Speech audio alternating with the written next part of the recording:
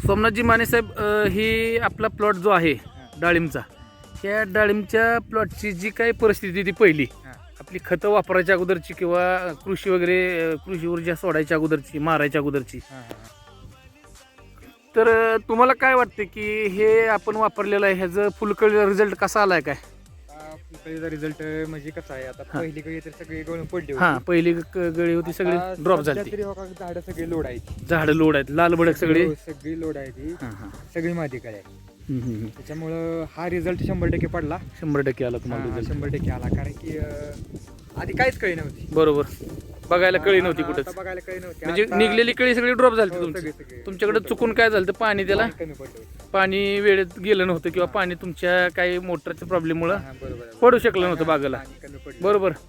आपण हे बघू शकता शेतकरी मित्रांनो, कॅनोपी पानाची, झाडाची काळुकी आणि फुलकळी बघा. मादी कळीचं प्रमाण नरपेक्षा जास्त आहे.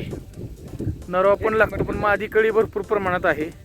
आणि दुसरा प्रश्न असा सर की हे प्लॅन्टोमिल जे खत आहे आपल्या कंपनीचे, प्लॅन्टोमिल असो, ग्रोशिल असो, बुस्टर असो, तर प्लॅन्टोमिल जे शेतकऱ्यांच्या गाड्यातील ताईत झाले सर, हो आहे. तर ते गाड्यातील ताईत झालेलं जे खत, ह्या खता संदर्भात तुम्ही काय सांगू शकता? आता मला तो उत्कृष्ट असा रिझल्ट पडलाय सर. हा हा, कारण की मी हा इथून पुढे तर मी तुमचा हा भार किती आहे?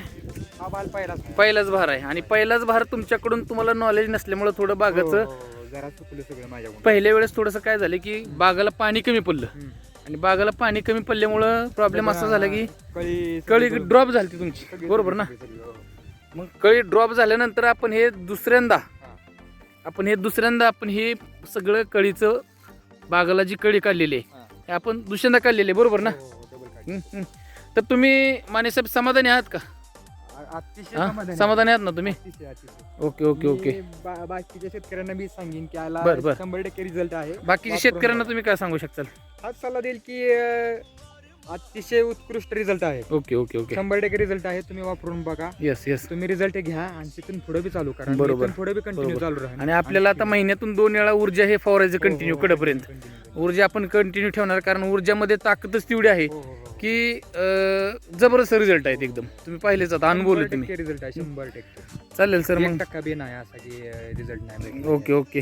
कंपनीला तुम्ही छानपैकी थोडंसं तुमच्या बागेचं शेड्यूल पण दाखवलं आणि मुलाखत दिली, त्याबद्दल धन्यवाद.